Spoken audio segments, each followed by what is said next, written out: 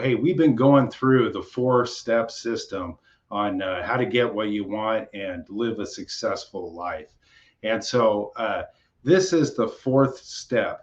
And quite honestly, this is where most turn around and go back to exactly what they were doing in the past. And so work is the fourth step. We got to put the work in toward achieving our goals or making our dreams or our vision come true. So, hey, let's recap the steps that we've been working on so far. So, number one is the goal, the vision, the dream creation.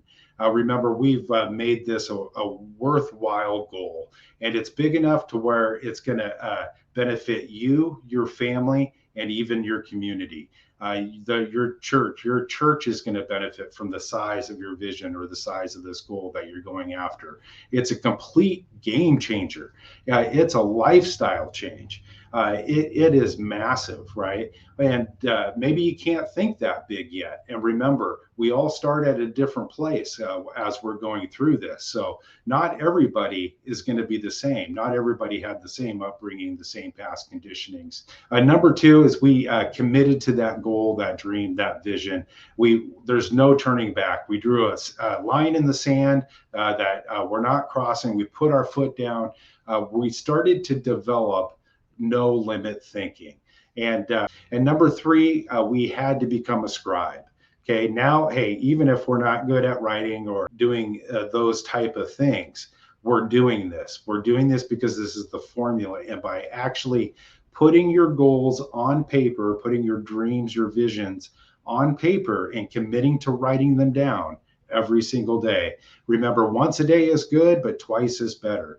And there's times when we should do this. Number four, and that is work. Simply, it's putting in the work and taking daily action toward with intent, which is the key word there, with intent, toward the achievement of our goal, our dreams, and our vision. So, what is the hard knock state? Well, personally, I like to think of the hard knock state as more of a school, a college, a university that we go through. We go through life, we get bonked on the head time and time again. We get kicked in the rear end. We go out, we're trying to do better. We always are trying to advance. We're always trying to move forward, to take ourselves and our family to the next level, to create a better life for us and those around us. But life just keeps bogging us down, keeps hitting us over the head, and we keep getting bumped back. So breaking through, that is the hard knock state, and helping you get out of it is exactly what I do. We help individuals get what they want and live a successful life through a deep understanding of and use of this four-step system. My name is Greg Nelson. I've been in business for 30 years, 30 plus years. 20 of those years have been in commission sales. I'm an entrepreneur, business owner of past businesses and present businesses. I'm an active working commission sales professional. So everything I tell you, I practice what I preach in my own life. And I got to tell you, I started I came up with this four-step system about 7 years ago, maybe 8 years ago now. Hey, look, we need to understand truly what work is. And so work defined, okay? 1A, it's to perform work or fulfill duties regularly for wages or salary.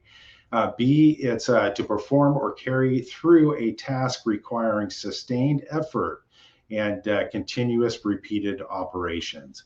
So I like that, and I like number three out of this the best. And so to perform or carry through a task requiring a sustained effort or continuous repeated operations. And C, to exert oneself physically or mentally, especially in sustained effort for a purpose or under compulsion or necessity. Number two, it's to function or operate according to a plan or design. And number three, to produce a desired effect or result or otherwise succeed, a plan that will work. And so when we're focusing on going out and setting this big goal and committing to it and going after it, and we're burning the ships behind us that we're not turning back, we need to produce a desired effect or result. That is work. And so work, this is the step, as I said at the beginning, this is the step where most people give up. Most people throw in the towel and go back to sitting on the couch watching reruns of sitcoms. Okay. We live in an instant gratification world. And this is the reason why most people give up and turn around and just go back to working the typical 9 to 5, the swing shift, the graveyard shift, just working for a meager hourly wage and barely getting by. And it's an absolute issue in today's society. The reality is we get stuck in a pattern. Everything's a habit. Just like our upbringing, that is all just conditioning. It's a program. It's habits that we put into place. Look, everything is moving faster. We're looking for ways to get our results right now. This is just the way of the world.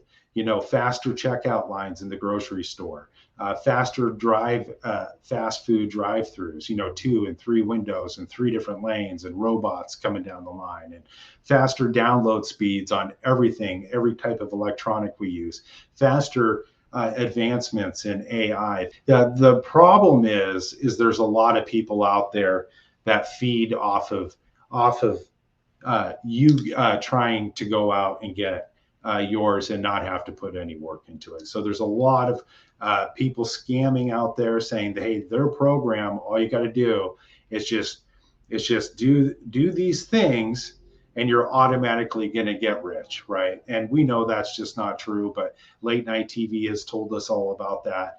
And that is, if you're wondering what I'm coaching on, and this is more based off of science and than anything else. But the reality is that the difference between this program, this 4-step system, and other programs is that work has to be done. But hey, look, limited thinking people will always have sayings like, hey, if it's meant to be, it will happen smooth and easily. Like if it's meant to be, it's just going to fall into place. Okay. Just think it into existence and just let the chips fall where they may, right?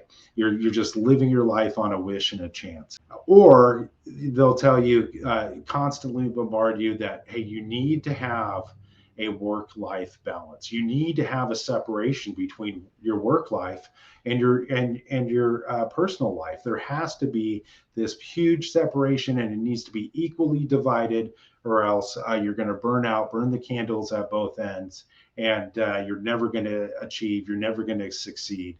But the reality is that nothing great is ever achieved without work. We should not be thinking about a work-life separation. Life combines it all. Anything truly worthwhile will require work. And it doesn't matter whether you're trying to improve a relationship with your spouse or your children, or maybe somebody out in your extended family.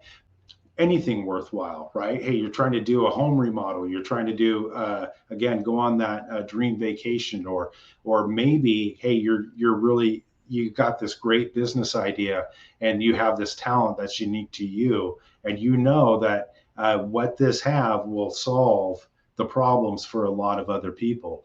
And so you know that the world needs to hear it. Okay. Well, that's going to require work. And so, anything worthwhile requires work. Even winning the lottery requires work. Hey, look, it required work, working for the money to go buy the ticket, and making that special trip down to the store, the lottery counter, and purchasing that ticket. And also, if you pick your own numbers, it required work for you to come up with those numbers. The famous book that so many people reference, Think and Grow Rich, it even states that you'll have to do something for the riches. And so services rendered is work. Okay. Like that Jim Carrey story everybody's heard of. Okay. Jim Carrey wrote a check for $10 million. He put in the memo, in the notes section on the check, for as acting services rendered. Okay. So, hey, look, he knew he was going to have to go to work in order to receive that money. Act as if it's already yours. Act equals work. Okay. And so we need to work with intent. This is different than working hard. And your goal, your dream, or your vision, it might require a lot of hard work, like physical hard work, or hard, grueling hours, in order that you're going to have to put in order to get the right pieces all to fit for your goal achievement. The saying "work smart, not work hard" is the way. Okay, so when we work with intent, we will be a more efficient person. Working with intent is not working to be busy. We're holding the vision of the end result of what it is that our goal is. Hey, it's us in that moment of that everything coming to fruition. It's us in the moment of getting that raise. It's us in the moment of reaping the benefits from that raise and coming home, or that new job that is going to pay you 2-3 times more than what you're making right now, coming home to your family and seeing everybody jump up and down and hug dad or mom because they got that new job, because you know that job and that income is going to get you out of the neighborhood you're in, get you out of the apartment, get you into a house in a nice area, and you're just going to take your family to the next level and create new goals from that period of time. When we work with intent, we truly become a more efficient person. All the BS that is not going to mean anything to achieving that goal or making that dream or vision comes true gets left to the wayside. We have to live in the I am state, or I have state, as if it's already been done. You've already achieved that goal. And when we work, we have to work with that type of mentality that, hey, look, this is what people do who have achieved this goal. And this is what they do once they've made that dream or that vision come true. And we need to work as if we've already achieved it. So let's take a look at this word intent and the definition of the word. So intent defined as a noun. Okay. Number one, it's usually clearly formulated or planned intention. Okay. So it's an aim, right? And so number two is the act or fact intending. It's a purpose, especially the design or purpose to commit a wrongful or criminal act. B, the state of mind in which an act is done or a violation. Three, meaning or significance. So let's take a look at that one, a usually clearly formulated plan or an intention.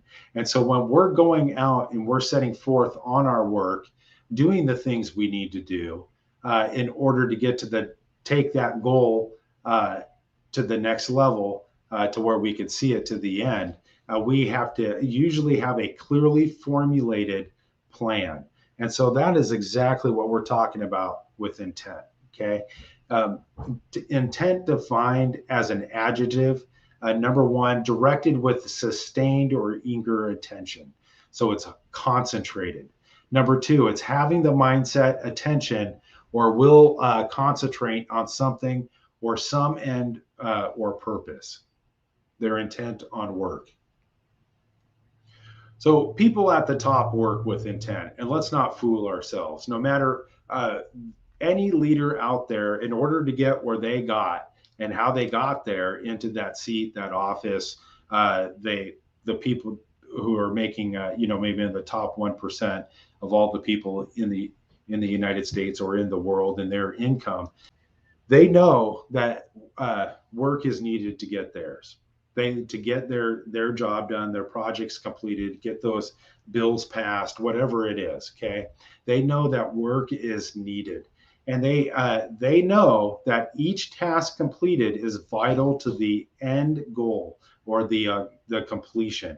Okay, they work and delegate work to others. So not only do they work themselves, and they're probably the work that they do is probably what they're best at, and they probably delegate everything else to other people in the company, or they hire people or outsource people to get work done that they don't have the time or the energy to take on themselves. Their plan for goal achievement is clearly laid out. They effectively communicate with others, so others will see their point of view see their side and will want to help with the work in order to achieve that goal. They focus their energy and resources on completing the mission. And so it's all about the end result. And then once you hit it, you reset your targets, reset your higher goals, and go even further. I got to tell you, most of our goals, if our goals or our dreams or our visions are massive, it will naturally take more work in order to achieve it. Maybe what you have to do involves you opening a business and you have to get permits from multiple different departments, and you have to get multiple licenses. Heck, maybe you got to get zoning if you're building, right? And so if it is a lot of this work is going to take place even before the actual physical work happens. So the speed that you can effectively complete your work will determine how fast you accomplish that goal, that dream, or that vision, or make it a reality. If you work with intent, speed will naturally come. So you want to take action now and don't wait to get your ducks in a row, because there is no such thing as getting your ducks in a row. Only by taking actions will and putting in the work will the ducks align. Okay, and you won't know. Sometimes these dreams and our goals are so big, we don't know what the next step is. We're just moving forward until we hit an obstacle, and then we find a workaround or way to bust through it. By embracing work and not fearing the work, okay, the victory will be sweeter. And so work builds the resilience muscle. And so let's not fear work, okay? So we need to embrace this work that we're going to have to do, the tasks we're going to have to complete, the actions we're going to have to take, because it builds a resilience muscle in us. And it builds confidence. Work builds confidence. Work creates discipline. And the reality is, embracing work that's needed to be done will be thought of as more of a challenge when you start venturing into this, and not something that is going to be dreaded. Work builds teams and teamwork. Work sets the standard for the team. And work with the understanding that it's necessary to achieve your goals or make that dream or vision come true. So what do I mean by work sets the standard for the team? So in any business, any organization, if you run a team, if you run a department, it does not matter what it is. It's follow the leader all the time. And so your work and your work habits, your work ethic in the workplace will determine what their work ethic is going to be and what's expected for the team.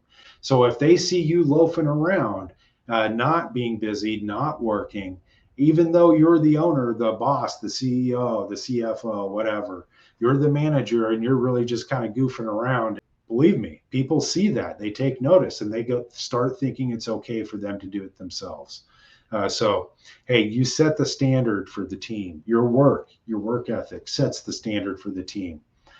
And so, hey, look, no excuses, okay? We can't have excuses, because excuses is that limiting self-talk and those thoughts of the reason why it can't be done. So we got to make sure that we keep eliminating these excuses. With our past conditioning, we're in such a habit, and we're running this program, throughout our whole life. So it's not easy to do this.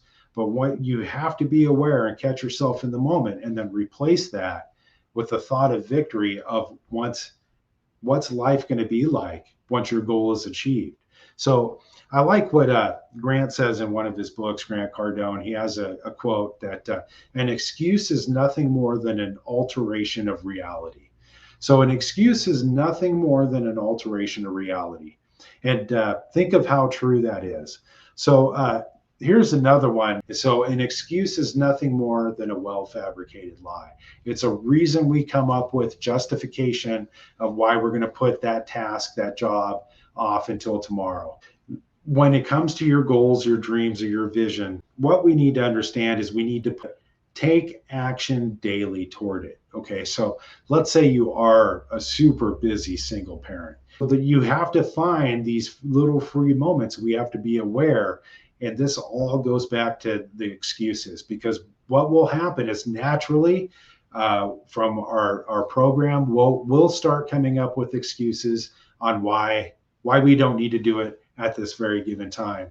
But if you have that thought that you need to get it done, that is the indicator that you need to go do it right now. And so don't come up with excuses. If we make excuses, we let ourselves off the hook, and ultimately we'll keep our goals, our dreams, or our vision nothing more than a wish. And excuses or reasons for why it can't be done or why we need to put it off to another date is the cause of limited thinking and a scarcity mindset. We need to kick that to the curb and replace it with the thought of victory when we achieve our goal. So excuses are for the uncommitted. And so if we're fully committed on going after this goal, this dream, hey, again, be aware of these excuses when they come into our mind, and then kick them to the curb and replace it with the thought of our goal, our dream, or our vision. So how much work is needed? Hey, until the job is done, until the goal has been achieved. As John Canary said, excellence is a commitment to completion. And so the Hard Knock State grit development formula that I teach is nothing more than persistence times resilience equals grit. And those two words are very powerful, persistence and resilience. And when we have those, it's like grit on a piece of sandpaper. It's hard to rub off, right?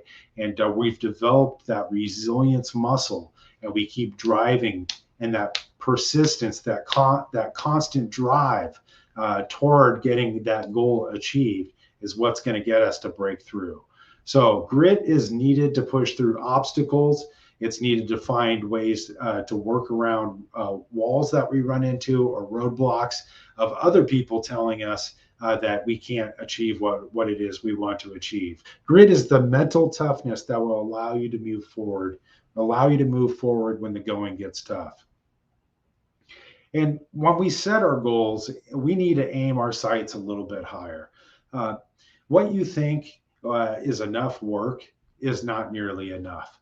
And so we need to aim our sights, our targets higher than what we think is necessary. Pro golfers, when they go up and they tee off on the tee box, they take into consideration all the things that can go wrong, and they plan their shot accordingly. They take into consideration that all the elements of the weather, the wind, the rain, even